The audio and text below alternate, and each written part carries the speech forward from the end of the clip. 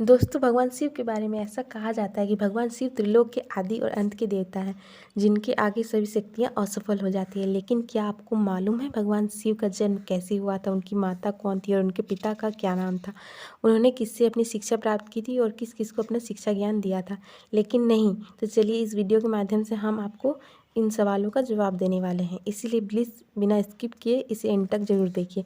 दोस्तों, आज सबसे पहले भगवान शिव के जन्म से जुड़ी पहली कहानी यानी शिव पुराण की एक लोकप्रिय कथा के बारे में बताने वाले हैं। शिव पुराण के अनुसार भगवान शिव को स्वयंभू माना जाता है, जिसका मतलब होता है कि भगवान शिव का जन्म स्वयं ही हुआ था। यानी इससे एक बात तो साफ हो जाती है कि ना ही भगवान शिव की कोई माता है और ना ही उनके कोई पिता हैं। इसी कारणों से भगवान शिव पंच तत्वों से भी परे हैं, जिस कारण से उन्हें मृत्यु से भी कोई भय नहीं है और उनकी मृत्यु कभी नहीं हो सकती है। और अब बात करते हैं विष्णु पुराण में भगवान शिव के जन्म से जुड़ी हुई एक और कहानी के बारे में।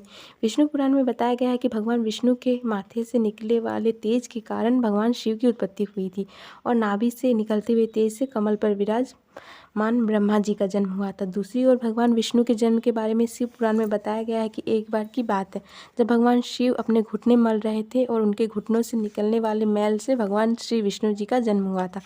पर अगर ऐसा हुआ तो विष्णु पुराण और शिव पुराण दोनों एक दूसरे से बिल्कुल अलग हैं। इस कथा के अलावा भगवान शिव के जन्म की एक और पौराणिक कथा है जो काफ़ी ज़्यादा प्रचलित है, जिसे आप अपने पूर्वजों से ज़रूर सुना होंगे। और अगर नहीं सुना तो आपकी जानकारी के लिए बता दें कि एक बार की बात है, भगवान विष्णु और ब्रह्मा जी के बीच इस बात पर बहस छिड़ गई कि आखिर इस संसार में सबसे महान कौन है। भगवान विष्णु और भगवान ब्रह्मा इस बात को लेकर बहस कर रहे थे तो एक जलते हुए खंभे के रूप में महादेव उनके बीच में आए। दोस्तों, वो दोनों इस रहस्य को नहीं समझ पा रहे थे, तभी अचानक एक आवाज़ आई कि जो भी इस खंभे का छोर ढूंढ लेगा वही सबसे महान कहलाएगा। तभी ब्रह्मा जी ने एक पक्षी का रूप लिया और खंभे का ऊपरी हिस्सा ढूंढने निकल गए। वहीं विष्णु जी ने वराह का रूप धारण किया और खंभे का अंत ढूंढने निकल गए। बहुत देर तक खोजने के बाद भी दोनों में से किसी को भी खंभे का छोर नहीं मिला और दोनों हार मानकर वापस आ गए। जिसके बाद भगवान शिव अपने असली रूप में आए और फिर भगवान विष्णु और भगवान ब्रह्मा जी ने यह मान लिया कि महादेव ही सबसे महान और शक्तिशाली हैं। इनसे बड़ी शक्ति दुनिया में कोई नहीं है। इसके साथ ही शिव पुराण में दर्शाया गया खंभा इस बात का दर्शाता है कि ना ही भगवान शिव जन्मे थे और ना ही उनका अंत है। और एक कारण यह तो है, भगवान शिव को स्वयंभू कहा जाता है। भगवान शिव का अंत है ही नहीं, यानी वो अमर है। अब हम बात करते हैं भगवान शिव से जुड़ी एक ऐसे विषय के बारे में जो सबसे ज़्यादा प्रसिद्ध है कि कथा भगवान ब्रह्मा भगवान विष्णु के पिता हैं। जी हाँ, इनकी कहानी लोगों के बीच काफ़ी प्रसिद्ध है कि क्या भगवान ब्रह्मा भगवान शिव के पिता हैं।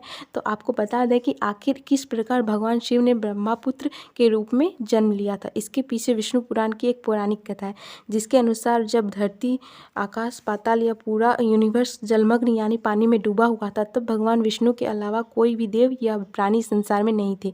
तब केवल विष्णु ही जल सतह पर अपने शेषनाग पर लेटे हुए नजर आ रहे थे। जिसके बाद उनकी नाभि से कमल की डंडी में ब्रह्मा जी प्रकट हुए और जब भगवान ब्रह्मा और भगवान विष्णु इस यूनिवर्स से संबंधित बातें कर रहे थे तब भगवान शिव प्रकट हुए। जिसके बाद ब्रह्मा जी ने उन्हें पहचानने से इनकार कर दिया। इस कारण भगवान शिव रूठ गए और उनके रूठ जाने के कारण भगवान विष्णु ने उन्हें दिव्य दृष्टि प्रदान कर ब्रह्मा जी को भगवान शिव की याद दिलाई। जिसके बाद भगवान ब्रह्मा अपनी गलती का एहसास हुआ और शिव से क्षमा मांगते हुए उन्होंने उनसे पुत्र रूप में पैदा होने का आशीर्वाद मांगा। जिस कारण से भगवान शिव ने भगवान ब्रह्मा की प्रार्थना स्वीकार करते हुए आशीर्वाद दे दिया। लेकिन इसके बाद जब भगवान ब्रह्मा ने इस सृष्टि की रचना शुरू की तो उन्हें एक बच्चे की ज़रूरत पड़ी और तब उन्होंने भगवान शिव का आशीर्वाद ध्यान आया, जिसके लिए भगवान ब्रह्मा ने तपस्या की और बालक के रूप में भगवान शिव उनकी गोद में रोते हुए प्रकट हुए। आपको बता दें कि यह भगवान शिव का एकमात्र बाल रूप है। जब भगवान ब्रह्मा ने उनके रोने का कारण पूछा तो उन्होंने बताया कि उनका कोई नाम नहीं है। तब भगवान ब्रह्मा ने भगवान शिव का नाम रुद्र रख दिया, जिसका मतलब होता है रोने वाला। पर इसके बावजूद भी भगवान शिव चुप नहीं हुए, इसलिए ब्रह्मा ने उन्हें दूसरा नाम दिया और शिव को वो नाम भी पसंद नहीं आया और फिर भी वे चुप नहीं हुए। और इस तरह भगवान शिव के चुप कराने के लिए भगवान ब्रह्मा ने भगवान शिव को 108 नाम दिए थे, जो रुद्र, सर्व, भाम, उग्र, भीम, पशुपति, ईशान और महादेव जैसे नाम थे। और शिव पुराण के अनुसार इनके नाम पृथ्वी पर लिखे गए थे।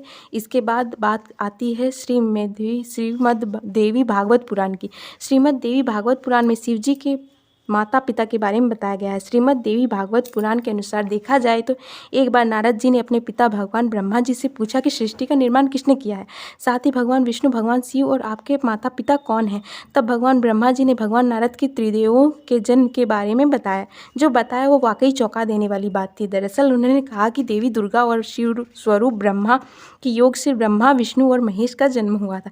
यानी प्रकृति का रूप लिए माँ दुर्गा ही हम तीनों की माता और ब्रह्मा यानी काल सदा शिव हमारे पिता हैं। इसके साथ ही श्रीमद् देवी भागवत पुराण में भी भगवान विष्णु और भगवान ब्रह्मा के बीच हुए झगड़े की एक कहानी मिलती है, जिसके अनुसार एक बार श्री ब्रह्मा जी और श्री विष्णु जी में झगड़ा हुआ और दोनों में बहस छिड़ी हुई थी। तब भगवान ब्रह्मा ने कहा था कि सृष्टि को मैंने बनाया है और मैं ही प्रजापति हूँ, जिसके जवाब में भगवान विष्णु ने कहा, मैं आपका पिता हूँ क्योंकि आप मेरी नाभि से निकली हुई कमल से उत्पन्न हुए हैं। धीरे धीरे बहस बढ़ गई दोस्तों। इसके बाद इन दोनों का झगड़ा सुनकर सदाशिव वहाँ पहुँचे और उन्होंने कहा, पुत्रों, मैंने ही तुम दोनों को इस संसार को बनाने और संभालने के 2 काम दिए हैं। इसी प्रकार मैंने शंकर और रुद्र को संहार और त्रिगति के कार्य दिए हैं। इसके साथ ही उन्होंने कहा, मेरे 5 मुख हैं, एक मुख से आकार, दूसरे मुख से उकार, तीसरे मुख से मुकार, चौथे मुख से बिंदु और 5वें मुख से नाद यानी कि शब्द प्रकट हुए हैं। उन्होंने 5 को एक साथ मिलाकर देखा जाए एक अक्षर ओम बनता है, जिसे आज हम सभी भगवान शिव के मूल मंत्र के रूप में जानते हैं। इतना कहने के बाद भगवान ब्रह्मा और विष्णु दोनों ही समझ गए कि भगवान शिव से ज़्यादा शक्तिशाली इस दुनिया में कुछ भी नहीं है। दोनों ने भगवान शिव को प्रणाम किया और चले गए। चलिए दोस्तों, अब आज भगवान शिव के बारे में इतना तो जान ही गए। जो क्या आपको पता है कि भगवान शिव ने किससे शिक्षा प्राप्त की थी और उनके गुरु कौन थे? हम जानते हैं कि शायद ही आप में से किसी को इसका जवाब पता होगा, पर जिन्हें नहीं पता उन्हें हम बता दें कि भगवान शिव स्वयं इस संसार के गुरु माने जाते हैं, जिन्होंने इस संसार गुरु शिष्य परंपरा की शुरुआत की थी।